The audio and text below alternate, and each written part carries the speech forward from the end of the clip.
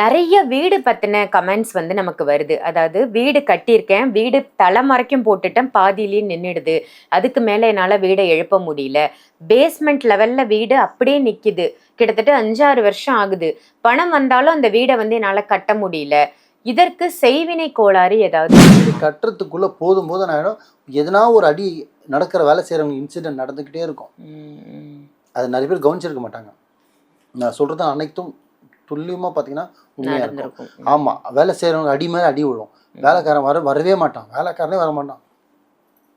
வந்தால் அடி விழும், எதனா ஒரு ஆக்சிடென்ட் ஆகும், விபத்து விடும், காலை ஒன்றுக்கு ஒரு மாதிரி இருக்குது. இதெல்லாம் பார்த்து நீங்கள் கரெக்டாக கட்டி முடிச்சினாலே 100% கட்டி முடிக்கலாம்.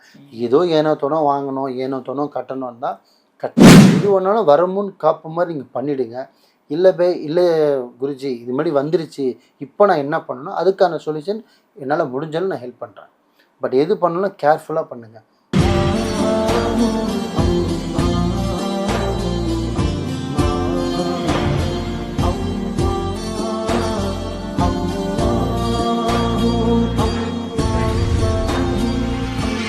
மர்ஜன்ம நேயர்கள் அனைவருக்கும் அன்பான வணக்கங்கள். புழல் காவாங்கரை ட்ரிபிள் டவர்ஸ்ல இருக்கக்கூடிய மாலிக் குருஜி அவர்களை தான் சந்திக்க வந்திருக்கோம். வணக்கம் குருஜி. வணக்கம்மா. நிறைய வீடு பத்தின கமெண்ட்ஸ் வந்து நமக்கு வருது. அதாவது வீடு கட்டியிருக்கேன், வீடு தளம் வரைக்கும் போட்டுட்டேன், பாதியிலேயே நின்னுடுது. அதுக்கு மேல என்னால வீடை எழுப்ப முடியல. பேஸ்மெண்ட் லெவல்ல வீடு அப்படியே நிக்குது. கிட்டத்தட்ட 5, 6 வருஷம் ஆகுது. பணம் வந்தாலும் அந்த வீடை வந்து என்னால கட்ட முடியல. இதற்கு செய்வினை கோளாறு ஏதாவது இருக்குமா? நல்லா கேட்டீங்க. நான் லாஸ்ட் வீடியோவில் கூட சொல்லியிருந்தேன் இல்லையா, இடத்துல வந்து செய்வன் இருந்தால் கூட சில இடத்துல வீடு கட்ட முடியாதுன்னு சொல்லியிருந்தேன் இல்லையா. அந்த இடத்த கட்டவே முடியாது. அது முக்கியமான காரணம் வாங்கவே முடியாதுன்னு ஒரு காரணம்னா கட்டவே முடியாதுக்கு ஒரு காரணம். ஏன்னா ஒரு மண்ணில் வந்து செய்வனை பண்ணி வச்சுருந்தாங்கன்னா மேபி நீங்கள் வாங்கிட்டீங்க, இல்லை உங்கள் அப்பாவும் உங்கள் தாத்தாவும் வாங்கிட்டாரு, நீங்கள் அதை கட்டுறீங்கன்னா அப்போ அந்த வீடு உங்களால் எழும்ப முடியாது. பேஸில் நின்றுடும், இல்லை காலக்குள்ளே நின்றுடும், இல்லை ரூஃப் போட்டு நின்றுடும், இல்லைன்னா செவர் எழுப்பி நின்றோம். ஆக மொத்தத்தில் பால் காசத்துக்குள்ளே ஒரு வழி ஆகிடுவீங்க. இதுக்கு காரணம் செய்வன மண் இருக்கான்னு பார்க்கணும். ரெண்டாவது பார்க்கக்கூடியது வாஸ்து பிரகாரம் உங்கள் வாஸ்து உங்கள் அமைப்புக்கு உங்கள் கர்கனுக்கு அந்த வாஸ்து அமைதான்னு பார்க்கணும். நீங்கள் போட்டிருக்க room, bedroom, hall, kitchen, bathroom, பூஜாரை, ஓடிஎஸ்ஸு, போட்டிக்கோ எதுவாக இருந்தாலும் கரெக்டாக இருக்க வாஸ்து பிரகாரம் போட்டிருக்கீங்கன்னு பார்க்கணும். 2, 3வது நீங்கள் ஆரம்பிக்கிற நேரம்னு ஒன்று இருக்குது. எப்படி ஸ்டார்ட் பண்ணக்கூடிய அந்த டைம். ஆமாம், காலண்டரில் பார்த்தது கடகராசி சூப்பர்ப்பா ஆரம்பிச்சிடலாம், முடிஞ்சிது ஜோலி. அப்படி கிடையாது. உன்னோட கடகராசினா எவ்வளோ நக்கணம் இருக்குது, என்ன நட்சத்திரம் இருக்குது, எவ்வளோ இருக்குது, அதெல்லாம் இந்த நேரத்தில் நான் பண்ணால் வீடு கட்டலாமா, நான் கட்டினா நிலச்சி நிற்குமா, என்னால் கட்ட முடியுமா, ஆரம்பித்தா முடிச்சா முடியுமா, நேரம் காலம் பார்த்து ஆரம்பிக்கணும். 1 லட்ச ரூபா கொடுத்தவங்க பைக்கே 100 தடவை பார்க்கும்போது ஆயுசுக்கு வளர்ப்புற வீடை பார்க்க மாட்டிங்களா, அதை பார்க்கணும். புரியுதுங்களா. 2வது வாசக்கால்ன்றது முக்கிய விஷயம். அதை எதை நோக்கி வைக்கிறதுன்னு பார்த்து நம்ம வைக்கணும் வீடு கட்டும் போது.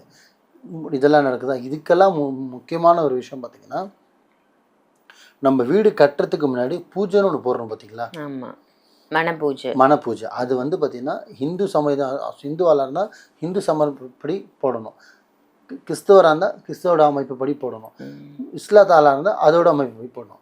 சில பேர் வந்து எதுவுமே போடாமல் அப்படியே கட்ட ஆரம்பிச்சிடுறது, இல்லை தப்பாக போடுறது, பூஜைகளில் தப்பாக பண்ணுறது, தப்பான டைமில் ஆரம்பிக்கிறது. இப்படிலாம் பண்ணும்போது என்ன ஆகுனா அது பாதியிலே நின்றோம். சில மண்ணு பார்த்தீங்கன்னா கவு கேட்கும். கவுனா ஏதாவது கவு கேட்கும், பலி கேட்கும். சில பேர் என்ன அந்த மண்ணை சோதிச்சு பார்க்கும்போது இது பலி கேட்குற மாதிரி தான் அந்த பலி கொடுக்கணும். வீடு கட்டதுக்கு அப்புறமும் கொடுக்கலாம். சில பேர் சொல்ல போனால் மண்ணிலே கொடுத்துடணும்.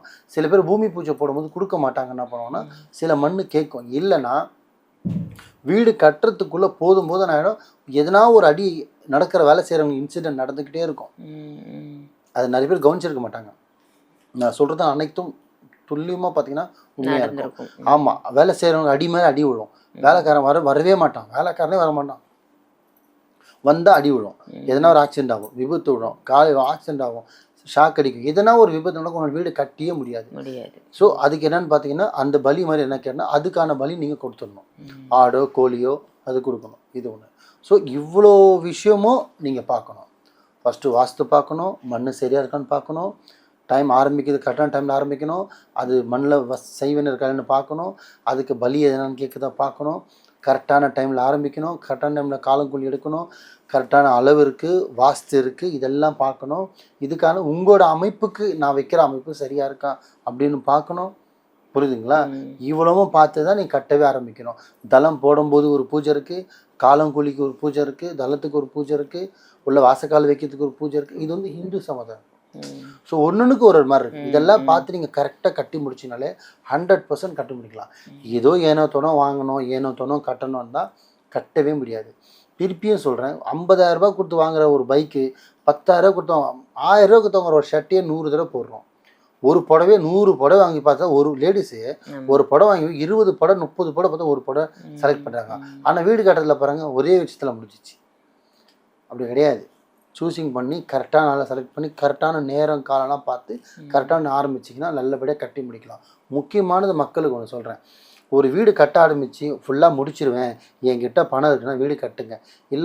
இல்லை குருஜி நான் பாதி கட்டுவேன், பாதி நின்றோம், திருப்பி பாதி கட்டுறதுக்கு ரொம்ப நாள் ஆகும்னா 90 நாள் உங்கள் வீடு நீங்கள் ரூஃப் போட்டுட்டு தளம் போடுறதுக்கு முன்னாடி தளம் போட்டு சொல்கிறேன். பேஸில் நீங்கள் எத்தனை நாளும் நிப்பாட்டிக்கலாம், அதுவே நிற்கக்கூடாது. ரூஃப் போட்டு 90 நாள் நீங்கள் வீடு இருந்துட்டாலே அதுக்கப்புறம் பெரிய பெரிய பூஜைகள் பண்ணிட்டு தான் அந்த வீட்டில் நீங்கள் பால் காசவே முடியும், நீங்கள் கொடுத்தனமே பண்ண முடியும். அது மீறி நீங்கள் போனீங்கன்னா உங்களால் ஒரு இரவு கூட நிம்மதி தூங்க முடியாது. 90 நாள் நீங்கள் வீடு மூடி வச்சுட்டு ரூஃப் போட்டு இருட்டா அப்படியே நீங்கள் பாதி நிலையில் நிப்பாட்டிட்டீங்கன்னா கம்பல்சரி ஆத்மா ஜின் இது ரெண்டுமே உள்ளே ஊடேறும், அதோட நடமாட்டம் ஆரம்பிச்சிடும். அப்போ அந்த வீட்டை நீங்கள் சீக்கிரத்தில் கட்டி முடிக்க முடியாது, முடித்தாலும் வீட்டுக்குள்ளே போக முடியாது, போனாலும் நிம்மதியாக உங்களை வாழ்க்கை நடத்த முடியாது. பண கஷ்டம், மன கஷ்டம், கணவன் மனைவி ரிலேஷன்ஷிப்பு, கடன் அதிகம் ஏன்டா அந்த வீட்டுக்கு வந்தோன்னு யோசிச்சிருவீங்க. அதுக்கு காரணம் எங்கன்னு பார்த்தீங்கன்னா நீங்கள் டிலே பண்ண டைம் தான் உங்களுக்கு காரணமாக இருக்கும். ஆனால் இது உங்களால் இப்போ புரியாது, இந்த வீடியோ பார்த்துட்டு புரிஞ்சுப்பீங்க.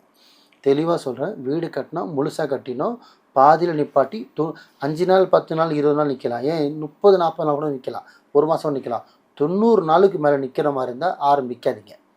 இல்லை போய் நான் லோன் போய் தான் ஸ்டெப் பை ஸ்டெப் பண்ணுவேன்னா முன்னாடியே சேமிப்பு பண்ணி வச்சுங்க. ஒரு லோன் முடித்து ஒரு லோன் போட்டுருங்க. 90 நாள் நின்றுச்சுன்னா உங்களால் ஜென்மத்துக்கு அந்த வீட்டை நிம்மதியாக வாழ முடியாது.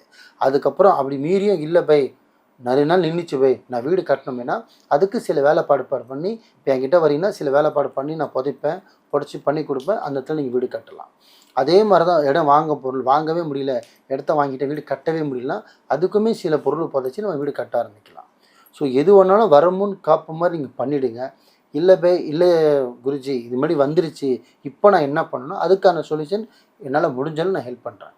பட் எது பண்ணணும் கேர்ஃபுல்லாக பண்ணுங்கள். நல்லதே நினைங்க, நல்லதே செய்யுங்க, நல்லதே நடக்கும். ரொம்ப சிறப்பாக சொன்னீங்க. கட்டடம் எழும்பி பாதியில் நிற்குது அப்படின்னா என்ன மாதிரி பிரச்சனைகள்லாம் வரும், அந்த மாதிரி நிறுத்தக்கூடாது, அந்த மாதிரி நின்றுச்சுன்னா என்ன மாதிரி பரிகாரங்கள் செஞ்சுட்டு நம்ம துவங்கணும், 90 நாளில் அந்த வீடை கட்டி முடிச்சிடணும் அப்படின்னு சொல்லி அற்புதமான தகவல் கொடுத்ததற்கு நன்றி குருஜி. நன்றிம்மா.